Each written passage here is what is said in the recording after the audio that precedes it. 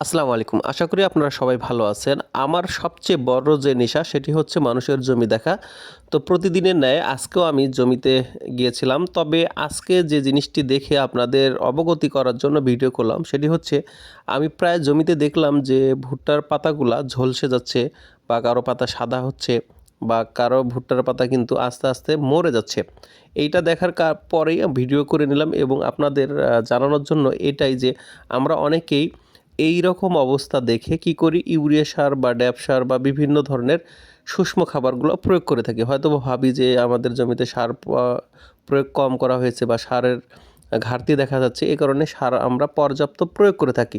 কিন্তু আপনি কি জানেন যে এই সময় যদি আপনি সার প্রয়োগ করেন একটুকু কাজে আসবে না।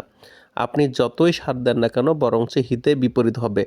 এই কারণে আপনাকে প্রথম যে করণীয় সেটি হচ্ছে অবশ্যই আপনাকে ছত্রাকনাশক জনিত কোনো পণ্য দ্বারা আগে স্প্রে করে নিতে হবে।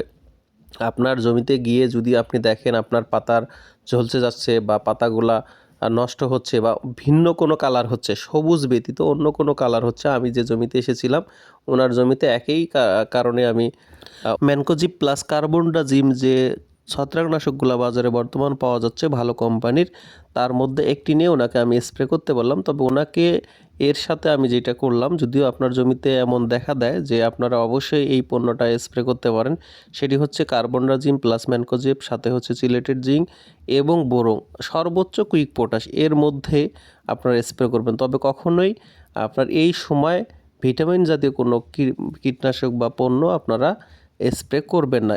এতে হিতে বিপরীত হতে পারে। তবে যদি জমিতে পানির আর্দ্রতা একদম কম থাকে সেক্ষেত্রে আপনি পানি দিতে পারেন। তবে যদি জমিতে ভিজা থাকে আ উম অর্থাৎ জমিতে জো বেশি থাকে সেক্ষেত্রে অবশ্যই আপনার পানি প্রয়োগ করবেন না। কারণ পানি দিলেও কিন্তু এই পচনটা বেশি হতে পারে। তাই আপনারা আগে ছত্রাকনাশক কিছু দিয়ে স্প্রে করেন। এরপরে আপনারা যা চান সেটাই প্রয়োগ করতে পারেন। যদি ভালো রেজাল্ট না আসে তাহলে অবশ্যই আমার যে হোয়াটসঅ্যাপ নাম্বার দেওয়া আছে আপনারা ছবি তুলে দিতে পারেন। আমি ইনশাআল্লাহ চেষ্টা করব আপনাদের পরামর্শ দেওয়ার জন্য। ধন্যবাদ সবাইকে। আসসালামু আলাইকুম।